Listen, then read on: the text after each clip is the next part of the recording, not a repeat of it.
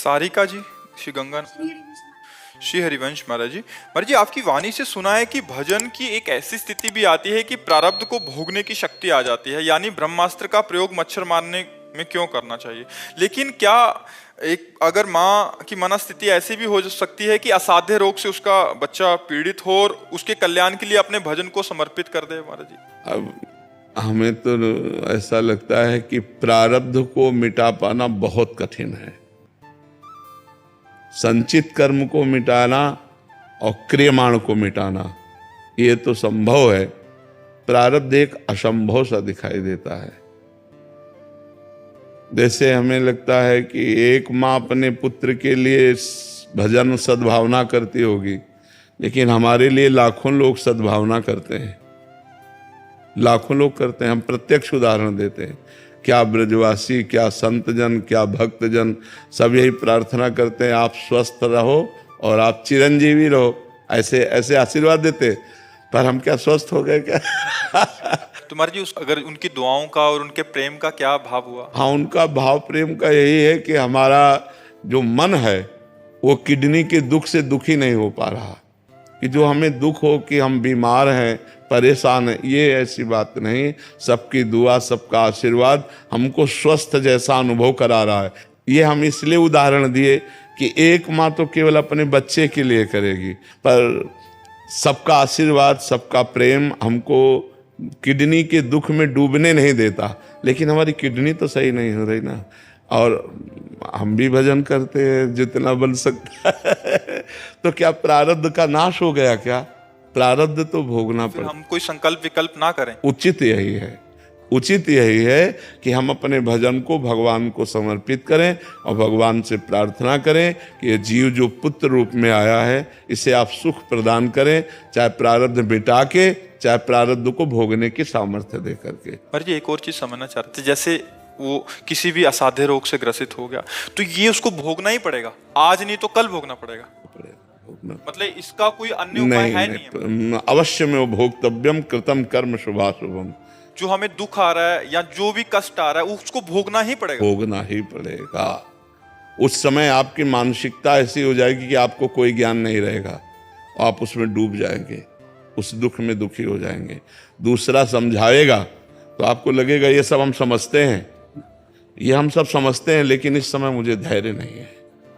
जैसे मान लो एक हैं अपने शिष्य, उनके एक ही पुत्र था, 20-22 वर्ष का होके पधार गया, तो ऐसे हंस के बात कर रहे थे कि श्री जी की इच्छा थी, अपनी चीज ले ली, अब जैसे रखेंगे वैसे रहेंगे। मतलब बड़ा आश्चर्य का विषय कि अकेला पुत्र और वकील हैं, सब ऐश्वर्य है, और वो भी पधार गया तो हंस के कह रहे थे कि श्री जी की चीज थी, श्री जी ने। ऐसे भक्त तो बिरले मिलते हैं, नहीं तो अश्रद्धा हो जाए।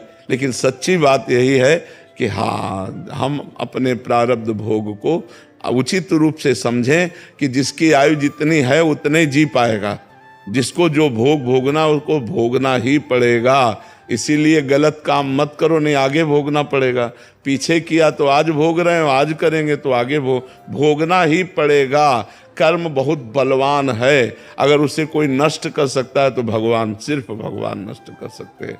तो भगवान की शरण में हो जाओ, भगवान का नाम जप करो, वही बचाएंगे, वही संभालेंगे। महाराज जी, तो यह स्थिति भजन से आ जाएगी कि प्रारब्ध को भोगने की शक्ति आ जाएगी? हाँ, भजन से आ जाएगी। भजन में बहुत सामर्थ्य है। भजन में तो बहुत, एक संत के गंगा जी में खड़े होकर भजन करते थे तो उनके पैर में कछुआ काट लिया, तो कछुआ जहाँ काटा वहाँ सड़न पैदा हो गई। अब वो गंगा किनारे रहने वाले संत तो डॉक्टर को दिखाया नहीं, सड़न से कीड़े पड़ गए। अब पूरे पैर में कीड़े थे, वो आराम से भजन करते थे। सोचो एक चींटी काटे तो कैसा हो, और पूरे पैर में कीड़े हैं, वो आनंद। तो जब भक्तों ने देखा फिर उनकी दवा औषधि करवाई, पर वो निश्चिंत रहे। तो भजन का इतना फल है कि भारी से भारी बुरे प्रारब्ध में भी वो चैन से रहता है, वो आनंद से रहता है। पूनम जी जालंधर से, राधे राधे महाराज जी। श्री हरिवंश महाराज जी, राम नाम मणि दीप धरूं, जिह देहरी द्वार, तुलसी भीतर बाहिर हूं, जो चाहे सी उजियार। महाराज जी इसका भावार्थ महाराज जी। अगर हमारी जिह्वा पे निरंतर भगवान का नाम रूपी तेजस्वी मणि विराजमान है तो बाहर लौकिक सुख और अंदर आध्यात्मिक सुख दोनों की प्राप्ति होगी। राम नाम मणिदीप धर जी है देहरी द्वार। ये हृदय रूपी घर में प्रवेश होने के लिए द्वार है जिह्वा। तो अगर इस जिह्वा पे राम राम राम राम राम राम ऐसे जपते रहोगे तो तुलसी भीतर भीतर जो अज्ञान अंधकार है उसका नाश करके मणि प्रेम प्रकाश कर देगी, ज्ञान प्रकाश कर देगी। और बाहर जो नाना प्रकार की विषमताएं, दुख, दरिद्रता है, ये सब मिट जाएगी। भीतर और बाहर चकाचक आनंद रहेगा यदि जिह्वा पर नाम विराजमान है। राम नाम मणिदीप धरु जीह देहरी द्वार, तुलसी भीतर और बाहरो जो चाह सो त्यार। किसका प्रश्न था? समझ पा रहे हो आप? समझ में आ रहा है? भगवान का नाम यदि जिह्वा पे रख ले तो बाहरी लौकिक सुख और अंदर आंतरिक आध्यात्मिक सुख दोनों की प्राप्ति होती। इह परलोक सकल सुख पावत मेरी सो भैया कृष्ण गुण संचु। हरिवंश महाप्रभु कहते हैं मेरी शपथ है यदि तुम कृष्ण के नाम गुणगान करोगे तो तुम्हारे जीवन में लौकिक और पारलौकिक सब सुख प्राप्त हो जाएंगे। जी। लाला सिंह जी। श्री हरिवंश महाराज जी, दास जानना चाहता है कि सांगोपांग उपासना अनन्यता का स्वरूप क्या है, कैसे प्राप्त होती है? सांगोपांग उपासना एक गुरु, एक मंत्र, एक इष्ट, एक पंथ, एक ग्रंथ, ये जीवन में आ जाए। एक ही गुरुदेव हो जिनकी आज्ञा पर हम चल रहे हो, जपने का एक ही मंत्र हो जो गुरुदेव के श्रीमुख से निकला हुआ है, और एक ही कंत अर्थात इष्ट हो। बहुत सी उपासना प्रारंभ में होती है, जब रंग सांगोपांग उपासना में एक इष्ट में ही पूरा चित्त लगा और एक ही पंथ हो, जैसे राधा वल्लभी, सियाराम मार्ग, जो भी अलग एक ही पंथ होना चाहिए। इसे कहते हैं सांगोपांग उपासना। सांगोपांग उपासना एक गुरु, एक मंत्र, एक कंत, एक ग्रंथ, एक पंथ, जिसके आदर्श में हम भगवान तक पहुंच जाते हैं। अनन्यता इसी में आ जाएगी। सांगोपांग उपासना में ही अनन्यता आती है। पुरानी उपासना जो थी वो कुछ बाकी रहेगी, मैं छोड़ दूं सब। हाँ, उससे ये समझना चाहिए कि उसका फल मिल गया ये उपासना, और उसे विश्राम करके अपनी उपासना में आ जाना चाहिए। इंदिरा जी मुंबई से। महाराज जी, आपके चरणों में कोटि कोटि प्रणाम। महाराज जी, क्या जप करते करते स्वरूप का बोध या आत्म साक्षात्कार अपने आप हो जाता है? हाँ, हो जाएगा। इसलिए हो जाएगा कि संसार का जे ही चिंतन छूटा और भगवान का चिंतन निरंतर चलता रहा, तो भगवान के चिंतन से बुद्धि पवित्र होकर विवेकवान हो जाती है। और जहाँ विवेक हुआ तो मोह का नाश हुआ। मोह का नाश होते ही स्वरूप का बोध हो जाएगा। मोह रूपी पर्दा, ज्ञान रूपी पर्दा ही तो स्वरूप बोध में। स्वरूप तो हमारा ही है, कोई परदेसी का थोड़ी स्वरूप है, हमारा ही तो स्वरूप है, हमारी ही तो आत्मा है। तो अज्ञान नष्ट हुआ तो आत्मा बोध हो जाएगा।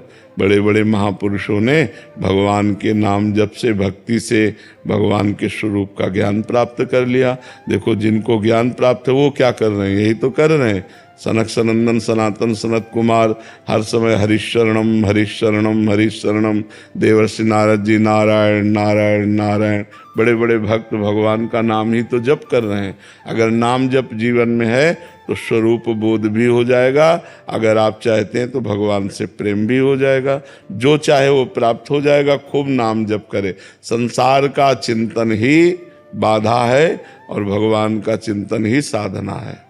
महाराज जी, नाम और मंत्र में मतलब बराबर का सामर्थ्य है महाराज जी? हाँ, अब इसमें थोड़ा ये भेद है कि जैसे सखा भाव है, तो सखा भाव हमारा पुष्ट कैसे हो? अब वो हमें सखा भाव वाले आचार्य से दीक्षा लेनी होगी। अब जैसे सहचरी भाव है, तो आप नाम जप करो तो सहचरी भाव को थोड़ी प्राप्त हो जाओगे। आप नाम जप करो तो सहचरी भावापन्न महापुरुषों का संग मिलेगा, और उनसे जब मंत्र मिलेगा तो मंत्र में ताकत है कि वो आपका स्वरूप का भाव बदल देगा। हाँ, अंदर ये भाव आने लगेगा मैं प्रियाजू की दासी हूँ, जैसे हमारा पुरुष शरीर है पर भाव अंदर रहेगा मैं प्रियाजू की सहचरी हूँ। तो ऐसे ही गोपी भाव है, ऐसे ही दास्य भाव है। तो इन जो भावों का प्रादुर्भाव हुआ वो आचार्य प्रदत्त मंत्र से होता है। तो नाम जप से हमें आचार्य मिलते हैं, आचार्य से जो मंत्र नाम मिलता है उससे स्वरूप बोध होता है। नीरज चौहान जी। राधा राधे राधे महाराज जी। महाराज जी, छोटी सांसारिक प्रतिकूलता में रोना आ जाता है और प्रभु के सामने रोना नहीं आता, व्याकुलता नहीं आती। महाराज जी, इसका कारण? हाँ, अंतःकरण अभी मोह ग्रसित है, इसलिए है, अज्ञान ग्रसित है।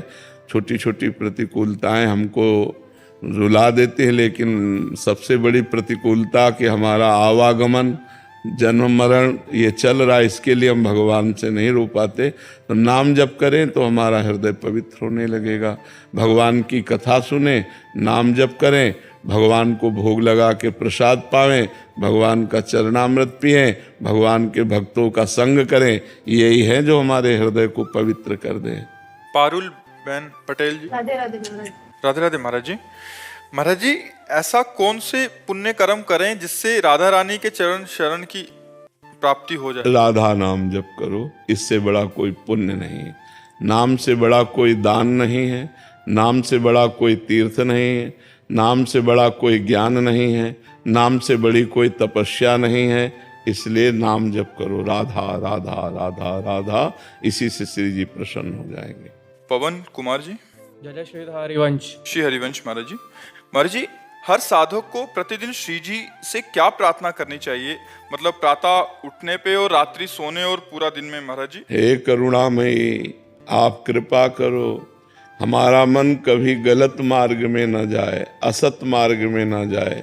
हे प्यारी जू, हे लाडली जू, मेरा मन सदैव आपके सुमिरन में लगा रहे, सदाचरण में लगा रहे, परोपकार में लगा रहे, और मेरा जीवन जब पूर्ण हो तब आप कृपा कर मेरे ध्यान में आए और आपका सुमिरन करते हुए शरीर पूरा हो। ऐसी प्रार्थना करनी चाहिए। श्री जी की पूर्ण शरणागति और अनन्य चिंतन कैसे हो सकता है महाराज? पूर्ण शरणागति होगी, खूब सत्संग सुनो, श्री जी के पद गाओ। 84 जी में जो पद हैं उन पदों को, 84 जी जानते हो, 84 जी के पदों को गाओ, नाम जप करो, श्री जी को भोग लगा के प्रसाद पाओ, श्री जी का चरणामृत पियो, वृंदावन की रज का सेवन करो, श्री जी के प्रति अनन्य हो जाओगे। धाम की रज का सेवन प्रियाजू की अनन्यता प्रदान करती है।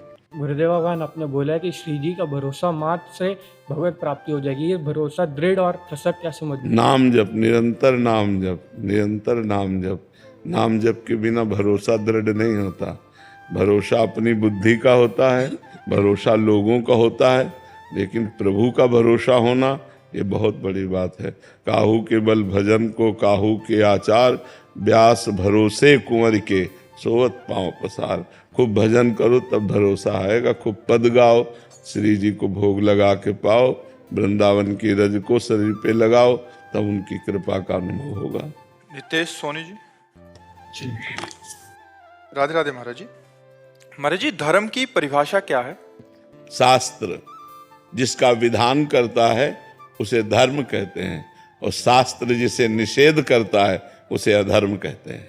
शास्त्र विधान करता है ऐसा करो ऐसा करो ऐसा करो, वो धर्म है, और जो शास्त्र निषेध करे ऐसा नहीं करना चाहिए ऐसा नहीं करना चाहिए ऐसा नहीं करना चाहिए, वो अधर्म है। जो पाप है वो निषेध, और जो पुण्य है वो धर्म विधि। ऐसा करो ऐसा करो ऐसा करो, समझ पा रहे? धर्म बड़ा या धर्म से युक्त कर्म बड़ा है। अगर धर्म हट गया तो वही तो कुकर्म हो गया। समझ में है ना? कर्म का महत्व नहीं है, धर्म का महत्व है। धर्म से युक्त कर्म बड़ा है। धर्म से युक्त कर्म करने के लिए अपने प्राण भी त्याग देने चाहिए। और धर्म जहां हट गया फिर वो तो केवल कर्म किसी काम का नहीं रह गया, फिर वो तो बंधन कारक हो जाएगा। धर्म युक्त कर्म बड़ा, जैसे धर्म बड़ा कि कर्म बड़ा, तो धर्म युक्त कर्म बड़ा। बोले हम एक पिता है, हमारा धर्म है कि हम अपने पुत्र का ऐसा पालन करें। हम एक पति हैं, हमारा धर्म है कि हम पत्नी के साथ ऐसा व्यवहार करें। हम एक पुत्र हैं, अपने पिता के साथ ये धर्म है कि हमारा ऐसा। धर्म युक्त कर्म भगवत प्राप्ति कराता है, और धर्म विहीन कर्म जगत में भटकाता है। तो इसलिए बड़ा हुआ धर्म युक्त कर्म। अलग धर्म से नहीं कि धर्म अलग कर्म अलग, नहीं, धर्मयुक्त कर्म ही हमें भगवत प्राप्ति कराता है, उन्नति कराता है, शांति प्रदान करता है, आनंद देता है।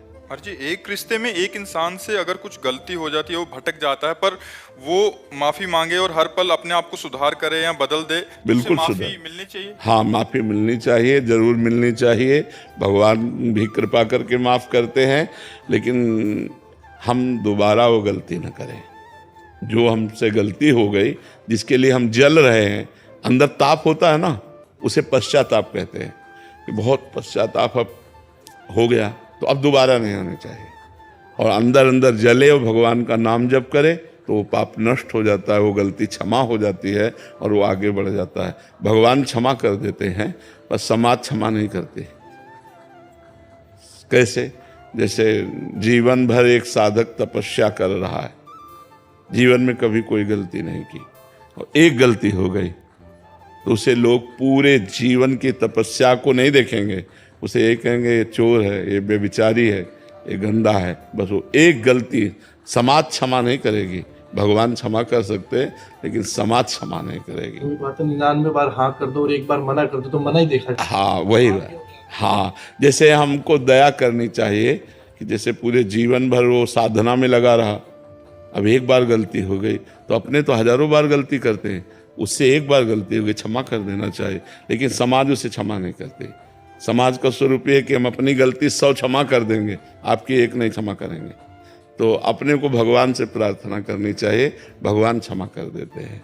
करीना पंचाल जी गुजरात से। श्री हरिवंश महाराज जी, हमें कैसे पता लगेगा कि हमारा प्रेम श्री जी के लिए निस्वार्थ है? जब हम भजन करेंगे तो हमारी बुद्धि पवित्र हो जाएगी, पवित्र बुद्धि से पता चलता है। जब हम अंतर्मुख होते हैं ना, तो हमें अपनी एक एक हरकत पता चलती है अंदर की। तो जब हमारी कामना किसी भोगों की होगी, धन की होगी, प्रतिष्ठा की होगी, तो भजन करते हुए भी हम स्वार्थ युक्त भजन कर रहे हैं। लेकिन जब हमारी कोई कामना नहीं, केवल प्रभु से प्रेम, दुख आवे तो सह लिया, सुख आवे तो सह लिया, हम कोई चाह नहीं करते, वो प्रेम निष्काम होता है। जब तक कोई चाह है तब तक प्रेम सकाम होता है, और जब चाह खत्म हो जाती तो प्रेम निष्काम हो जाता है।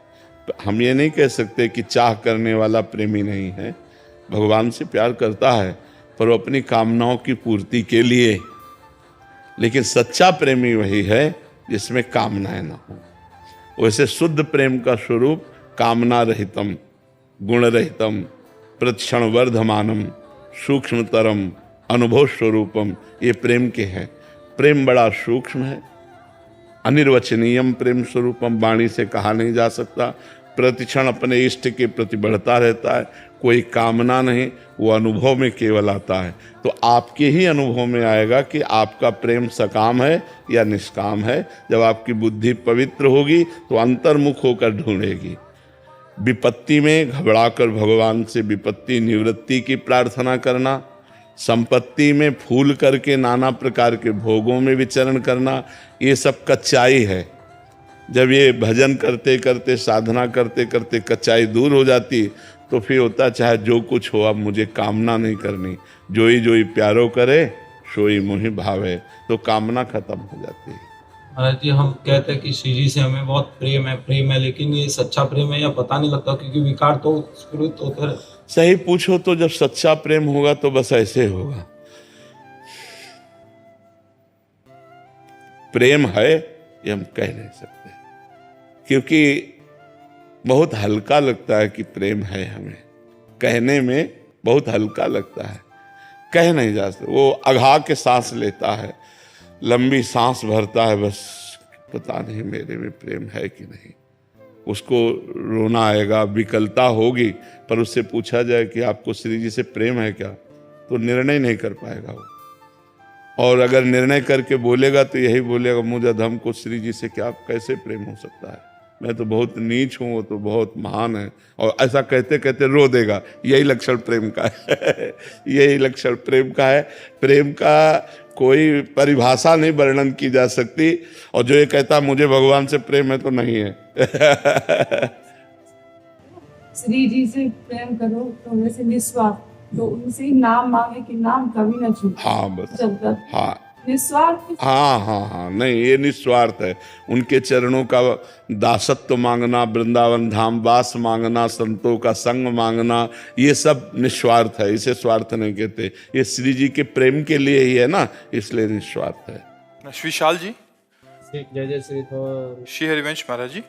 सदगुरुदेव भगवान, एक साधक कह रहे थे कि गुरु कृपा, श्री जी की अपार कृपा से उन्होंने सत्संग में सुना कि एक स्वस्थ शरीर के लिए साधक को 24 घंटे में केवल 400 ग्राम अन्न ही पाना चाहिए, और उन्होंने ऐसा प्रयास भी किया। गुरु कृपा से परिणाम स्वरूप 1 महीने के अंदर जनेंद्रिय के विकार शांत होने लगे, नींद भी 2-2.5-3 घंटे में पूरी होने लगी, आसन में भी आनंद सा आने। महाराज ये कह रहे हैं कि पर घर वाले इतने बोलने लगे कि तुम पतले हो गए, तुम्हारी तबीयत खराब हो गई है। महाराज जी ऐसे में गुरु आज्ञा का पालन कैसे किया जाए? नहीं, ये गुरु आज्ञा नहीं है। वहाँ प्रसंग एक चल रहा था कि एक बादशाह ने अपने आयुर्वेदाचार्य से पूछा कि स्वस्थ शरीर के लिए कितने ग्राम भोजन से शरीर चल जाएगा, मतलब जीवन यात्रा चल जाएगी। तो उनका 400 ग्राम अन्न पर्याप्त है। 24 घंटे में 400 ग्राम अन्न के द्वारा जीवन यात्रा चल सकती है, लेकिन कार्य करना है।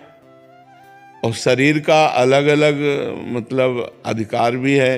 अब मान लो शरीर ऐसा है तो उसका भोग अलग है।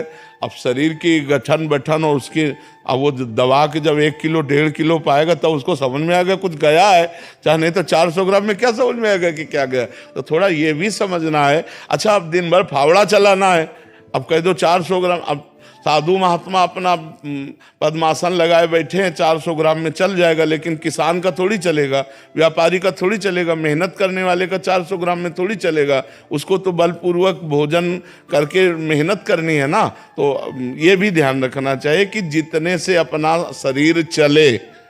अब 400 ग्राम भोजन पा लिया, हमारा मन भोजन में ही लगा रहे तो भी ठीक बात नहीं है। 400 ग्राम भोजन पा लिया, अब चलने की सामर्थ्य नहीं रही तो भी ठीक नहीं है। हमको उचित भोजन पाना है। हमको जब देखना है कि हमारे शरीर की मांग क्या है। अब जैसे कभी कभी कमजोरी महसूस हो रही तो फल ले लो, घी ले लो, दूध ले लो। आवश्यकता नहीं लग रही तो रोटी दाल पा लो। अब जरूरी नहीं कि 400 ग्राम, भूख लगी 800 ग्राम पा लो, शाम के मत पाओ।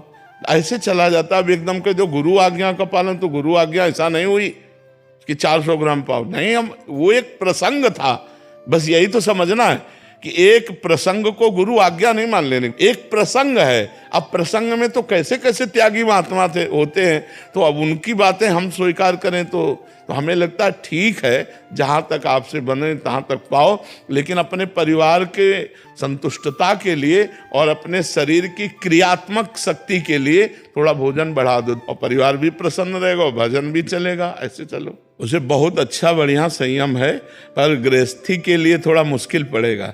बाबा जी के लिए तो चल जाएगा, कोई काम नहीं, माला चलाते रहो। गृहस्थी के लिए बहुत से काम है। अब वो 400 ग्राम अन्न में कैसे चलाएगा? उसको तो जरूरत पड़ेगी तो आधा लीटर तो दूध ही पीना पड़ेगा। उसको जरूरत पड़ेगी तो अच्छे अच्छे पदार्थ पान शरीर को। देखो, गाड़ी में भी डीजल डालने के बाद एक और कुछ डाला जाता है, तो डीजल है, भोजन, मोबाइल है, घी डालना पड़ेगा भैया।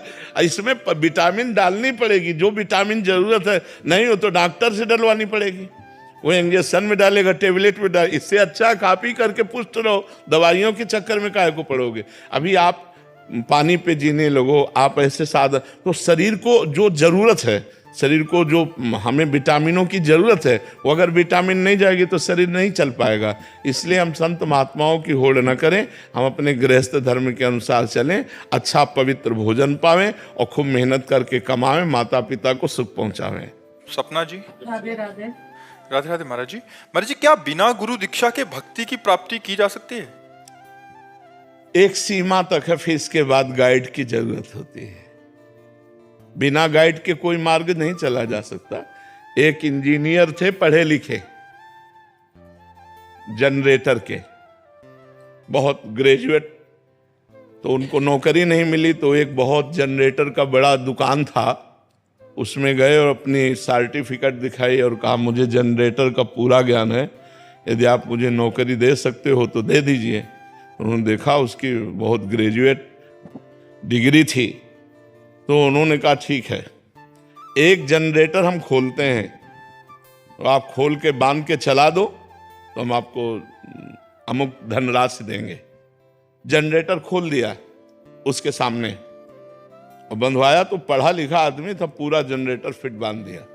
अब वो चलाए चले ना, फिर खोला फिर बांधा, शाम तक लगा रहा लेकिन नहीं चला। तो उसने कहा बताएं, आप पढ़े हो लेकिन आप कढ़े नहीं हो, आप किसी जनरेटर चलाने वाले के नीचे नहीं रहे हो।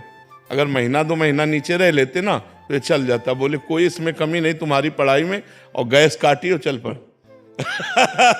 उसमें गैस काटना लिखा नहीं था, गैस काटी और चल पड़ा। तो समझो, हम पढ़ लिख कर भक्ति कर सकते हैं, लेकिन गैस काटना ये हम गुरु से सीखेंगे। माया के बंधन को काटना गुरु प्रसन्न, साहब अनुकूला, मिटी सकल कल्पित भयसूला। इसीलिए भगवान ने भी गुरु बनाया है। श्री कृष्ण भगवान ने संदीपनी गुरु बनाया, राम जी ने वशिष्ठ जी विश्वामित्र जी की सेवा में रहे। तो जब भगवान अवतार लेकर गुरु वरण करते हैं तो हम संसारी होकर गुरु वरण करने में हमारा क्या जाता है। तो बिना गुरु के चाहे शिव बिरंच सम होई, गुरु बिनु भवनिधि तरह न कोई। चाहे भगवान शंकर और ब्रह्मा के समान हो, बिना गुरुदेव की कृपा के भव समुद्र से पार नहीं हुआ जा सकता। ऐसा अब हम तो बचपन से गुरु की शरण में चलें तो हमको तो समझे में नहीं आता बिना गुरु के कदम कैसे बढ़ सकते हैं। परमार्थ में कदम बढ़ेंगे तो गुरु से ही। देखो, आप लोग भले गुरु ना बनाए हो, लेकिन आपने श्रद्धा की हमारी बात पर, तब तो आप यहाँ आए। आपका अगर सुधार हो रहा है तो आप हमारी बात पर श्रद्धा करो। इसी को तो गुरु बनाना कहते हैं। केवल कंठी बंधवा लेना ही गुरु नहीं है, किसी संत की बात को मान लेना ही गुरु के वचन मान